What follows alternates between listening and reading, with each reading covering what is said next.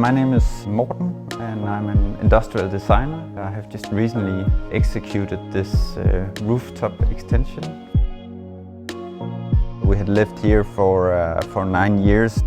It was an old industrial building and we designed the existing flat as a very open space, knowing that we had the possibility at some point to extend to the roof. Daylight really means a connection to nature and the progress of the day. I think that's what you sometimes experience when you go to a summer house, but we wanted to see if we could implement that in our daily life with work and kids and so forth. In order to actually connect with the nature, we wanted, of course, to cut out as much of the volume of the house and incorporate lots of windows.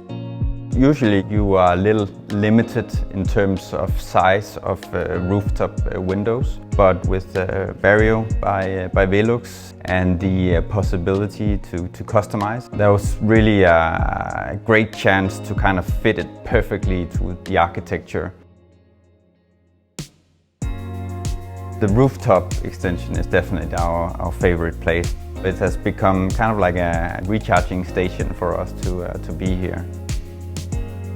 It's a very important feature that you can actually open up all these glass areas. It's super nice to feel that ventilation.